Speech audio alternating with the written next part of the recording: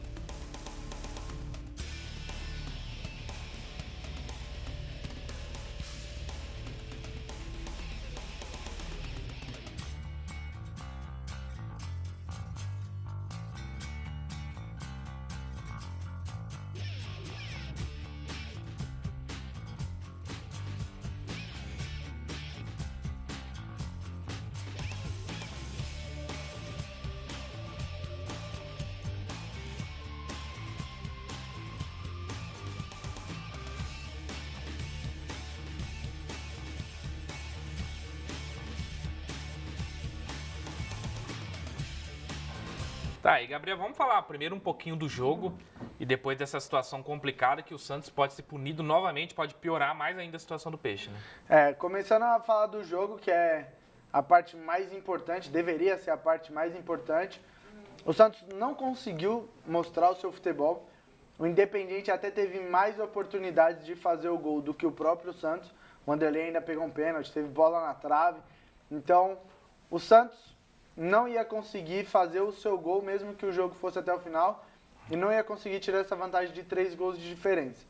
Então o Santos precisa começar a rever, agora uma competição só, Campeonato Brasileiro, precisa começar a rever esse elenco, começar a rever tudo que está fazendo de errado, e começando da diretoria até os jogadores, para tentar alguma coisa melhor no Campeonato Brasileiro. Já a parte da confusão, era nítido que isso ia acontecer, já pelo clima antes do jogo. A torcida do Santos, na porta do estádio, já comentava que poderia acontecer isso, que se o Santos não conseguisse reverter, iam ter problemas. E aconteceu, no final de tudo aconteceu. E não sei como que os torcedores conseguiram entrar com bombas para jogar dentro do campo. Então são cenas lamentáveis mesmo dessa terça-feira. E depois da partida de toda a confusão, o técnico Cuca deu uma entrevista coletiva e não aliviou em nada para o Santos.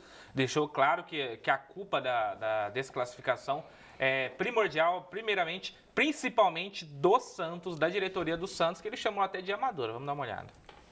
Pode amanhã até me mandar embora, mas eu tenho que falar. O Santos tem que melhorar muito profissionalmente. O Santos tem que melhorar muito internamente, muito. Não é pouca coisa. Isso que ocorreu é um erro muito grande, muito grave, porque é o beabá. de situações que não podem ocorrer. E isso resulta em tudo que aconteceu hoje, né? E junto disso já vem outras ações de penhora de renda e o torcedor ele já vem para o campo, o torcedor louco da vida. Então é natural o que ele falou, né?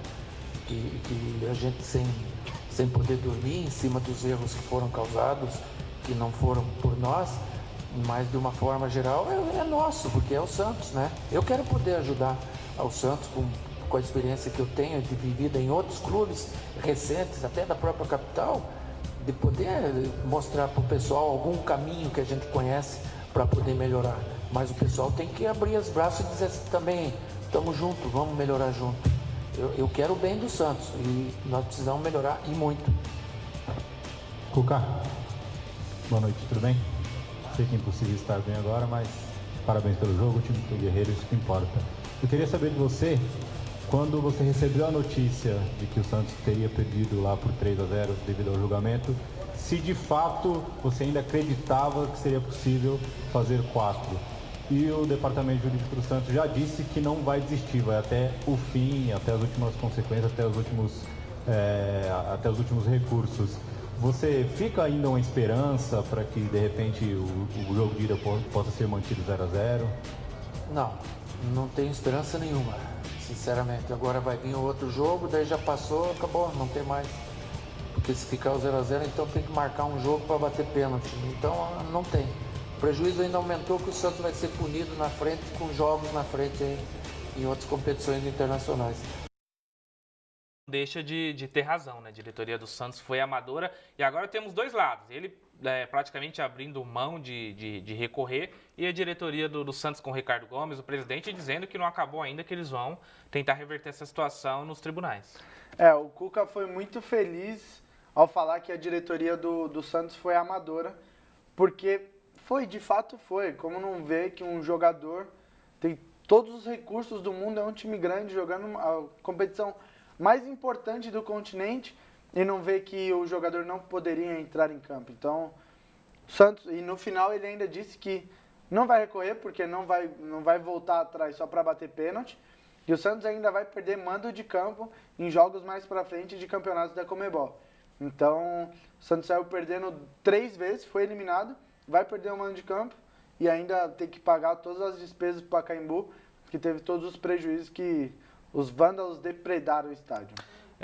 Aconteceu uma situação semelhante com o River Plate e a Conmebol não puniu o time argentino. Você acha que o Santos, por ser um time brasileiro, tivemos 2 pesos e 2 medidas? Eu acho que pode acontecer do pessoal ver que é um time brasileiro e tender a um lado mais negativo. Mas o que aconteceu com o River Plate foram 8 jogos, se eu não me engano, Sim. Que o jogador teve para algum clube falar que ele estava irregular. E a regra diz que isso só pode acontecer dentro de 24 horas após o jogo. Então, se ele estava suspenso no primeiro jogo, nos outros 7 adiante, ele não estava suspenso. Então, se a equipe que jogou o primeiro jogo não foi na confederação, na Conmebol, falar que ele estava errado, então não tem muito o que fazer. O Santos, infelizmente, o Independiente foi inteligente, conseguiu reverter o resultado no tribunal, não está errado. O Santos não deveria colocar um jogador que não poderia estar em campo. Então o Independiente não está errado, fez o que estava ao seu alcance e saiu classificado para as quartas de final. Pois é, o Santos perdeu a classificação dentro e fora dos gramados. Pessoal, a gente vai para um rápido intervalo e na volta a gente vai falar do Corinthians, que hoje tem Corinthians na Libertadores.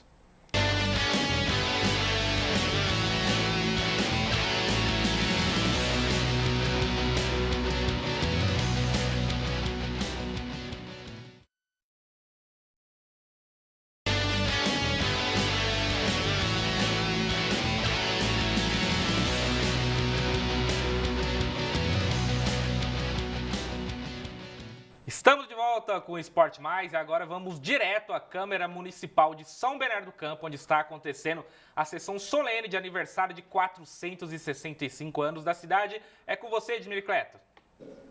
Quero dizer a vocês da importância do legislativo.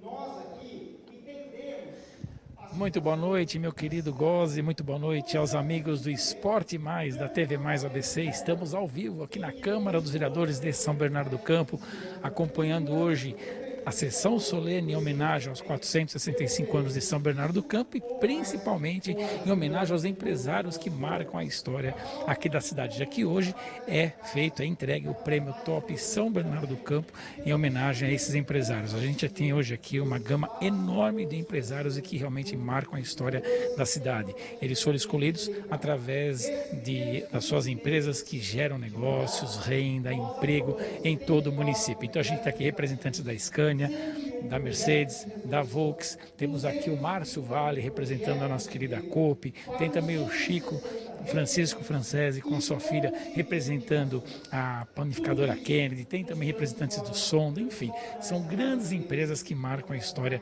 do município. Vocês podem acompanhar aqui, está completamente lotado aqui a área onde o público, os convidados estão prestigiando esse evento e nesse momento o presidente da Câmara, Peri Cartola, faz o início do cerimonial. Já foi entoado o hino nacional brasileiro, também o hino de São Bernardo do Campo, a apresentação das bandeiras. E agora o Peri Cartola fala, depois com certeza o prefeito de São Bernardo, Orlando Morando, que está aqui presente, também irá proferir o seu discurso referente principalmente a essa homenagem aos empresários aqui da cidade. A gente vai continuar aqui na Câmara dos Vereadores de São Bernardo, a gente volta em instantes, assim que o cerimonial terminar, conversando com algumas personalidades importantes do segmento empresarial e político que estão hoje aqui no município de São Bernardo do Campo. Valeu, Ademir. Viva a gloriosa cidade de São Bernardo do Campo. Agora a gente vai falar um pouco do Corinthians, que daqui a pouco entra em campo. Vamos ver então como que foi o último treino, a preparação do timão.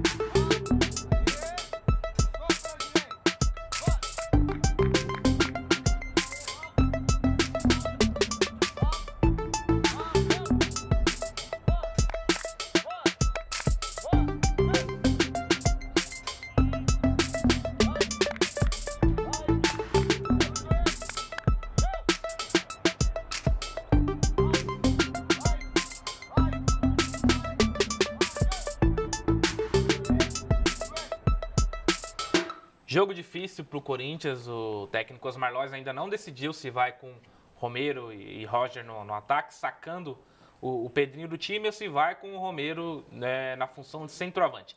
Primeiro fala da dificuldade do jogo de hoje e depois qual formação dessas duas você prefere. O Corinthians perdeu o primeiro jogo lá no Chile, não estava jogando bem, não jogou bem o jogo inteiro. O Colo-Colo realmente mereceu a vitória.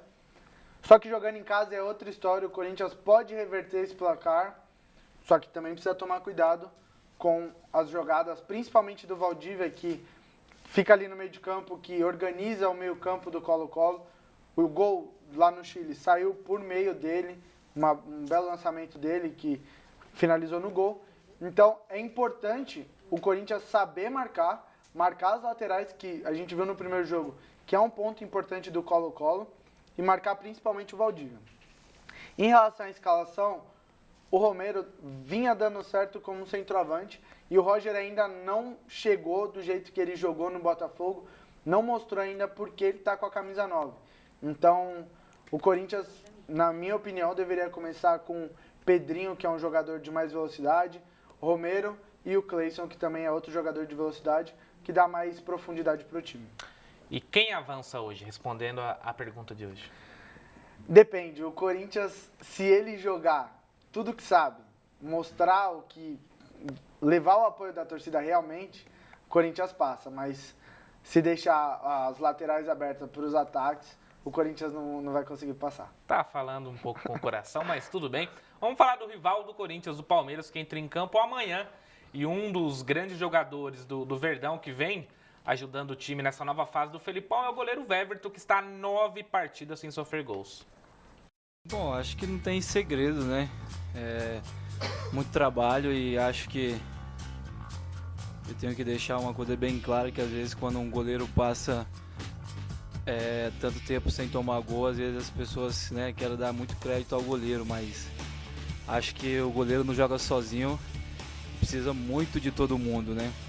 Então acho que a gente tem que dar os parabéns nesse momento para toda a equipe, até porque o Felipão tem rodado bastante equipe, tem tido um comportamento praticamente igual das duas equipes, tem se mantido muito bem, isso traz confiança, então acho que é um mérito de toda a equipe, toda a comissão que vem fazendo realmente um grande trabalho, e a gente está feliz por isso. Acho que não é segredo, é muito trabalho, muita humildade, muita concentração de todos, e a gente espera aí que a gente consiga manter isso, né? Que isso é o primeiro objetivo para você se ganhar um jogo, é não tomar gol. Então a gente tem tentado fazer isso, tem dado certo. A gente sabe que não existe ninguém invencível e daqui a pouco vai ser natural que saia o gol. Lógico que a gente quer que demore cada vez mais, mas a gente trabalha justamente para isso, mas acho que não tem nenhum segredo específico e sim muito trabalho. Em relação ao Gulance, acho que do que teve mais próximo de tomar o gol realmente, né, acho que foi um cara a cara contra o América, né, que foi 0-0.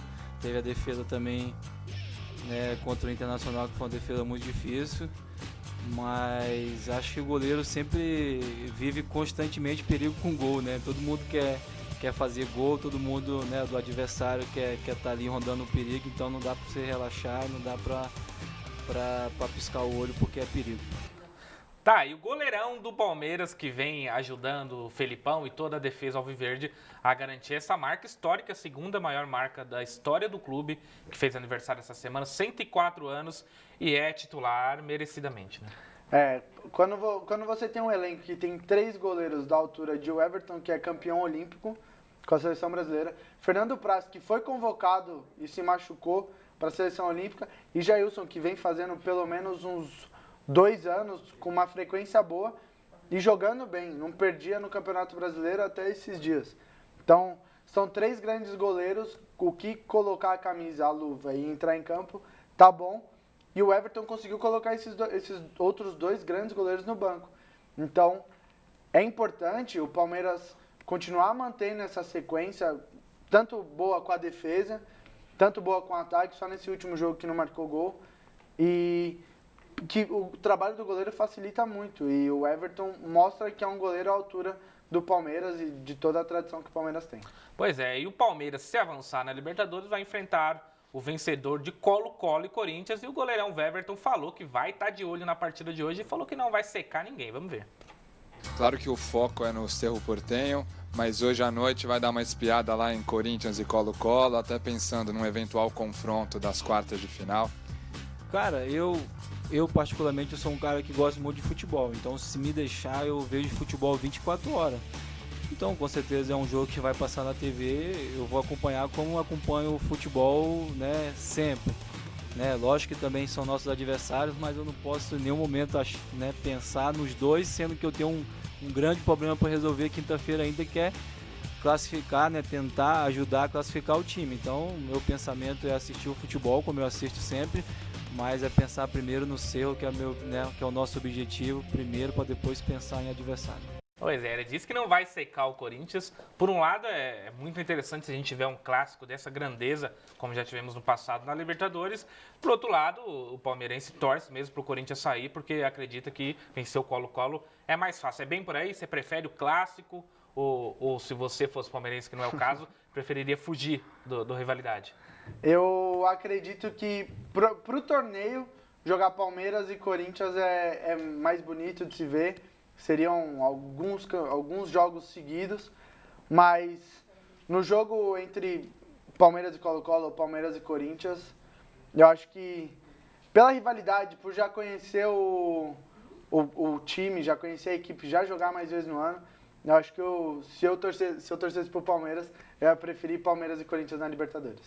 Valeu, tem algum pitaco final pra gente encerrar? Eu acho que o Corinthians passa e amanhã o Palmeiras tem muito mais chances de passar pelo Cerro Porteño jogando em casa. Valeu, tá falando com o coração, né? Pessoal, Esporte Mais vai ficando por aqui, mas amanhã a gente tá de volta ao vivo nesse mesmo horário.